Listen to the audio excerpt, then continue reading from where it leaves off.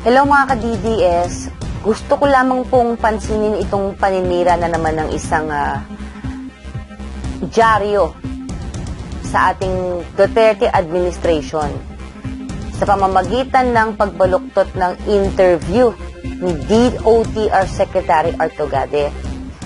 Ito po yung nilabas ng Inquirer September 7, 2016 na may headline na Metro Manila traffic is just a state of mind. At nasundan pa ng It's all in the mind, a transport official said of the country's traffic situation. Napakamalisyosong headline po ito. Pag binasa mo ang headline, parang ang sinasabi ni Secretary Togade, ang traffic ay nasa pag-iisip lamang daw ng tao. Dahil dyan, marami ang nagalit, marami ang nag-react. At kung ako nga naman ang makakabasa niyan, maaasar at magagalit talaga ako. Dahil sa araw-araw na nararanasan nating traffic na yan. Tapos ang maririnig mo pa o mababasa mo pa na galing sa kinauukulan, nasa isip lang daw natin yung traffic, yung problema sa traffic. At syempre, ang sisisihin na naman ng tao dito ay ang ating Pangulong Duterte. May mga nagsasabi tuloy na palpak ang itinalagang DOTR Secretary ni Pangulong Duterte. Ano ba talaga ang ibig sabihin ng state of mind at bakit pa nasabi ni Secretary Artogade ito? Alamin po muna natin yung konteksto ng kanyang sinabi at bakit niya yan sinabi. Una, ang pinagmulan niyan, yung statement na yan, nung during the inauguration ng UB Express sa airport. Hindi makapagsimula yung seremonya dahil merong isang guest speaker na hindi pa dumarating, kaya inaantay nila. Tinanong tuloy ni Secretary Artogade, nasaan na yung speaker, nasaan na yung guest speaker? Sagot ng mga tao doon, baka na traffic kaya na late. Meron ding isang panauhin doon na guest speaker din, birthday din niya, kasabay ng inaugurasyon. At dahil birthday nun, nagpahanda si Secretary Artogade ng flowers. Wala pa yung flowers, kaya hinanap ito ng Secretary Art. Asa na yung flowers? Ang sagot ng mga tao doon, baka na traffic, kaya na late yung flower delivery.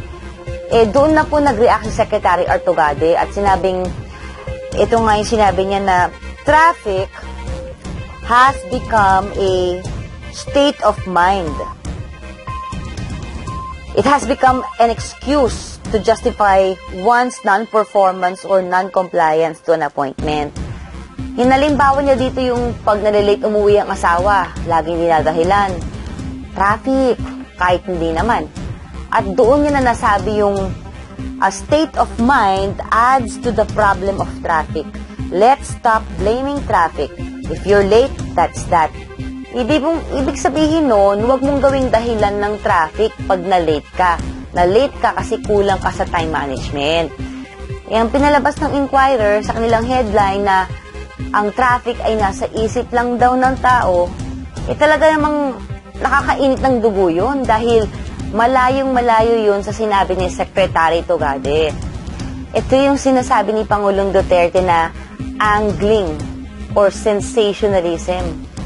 Para saan ba yan at ginagawa ng mga media yan? Siyempre, para sa pera. Para maraming maging interesadong basahin o panoorin yung balita nila. At sa pagkakataon na to, para maraming bumili ng kanilang dyaryo. Imposible naman pong sabihin ni Secretary Togade na nasa pag-iisip lang natin ng problema sa trapiko. Bakit? Common sense naman po. Bakit hihingi ng special power si Secretary Togade mula sa mga mambabatas kung nasa pag-iisip lang pala natin ang problema sa trapiko? Malaking kagaguhan naman ata yun. Pangalawa, pumirma po ng isang MOU or Memorandum of Understanding o kasunduan na magko-coordinate ang MMDA, LTFRB, LTO, DND, PNP, PCG, etc. on maritime safety and traffic decongestion noong August 15, 2016.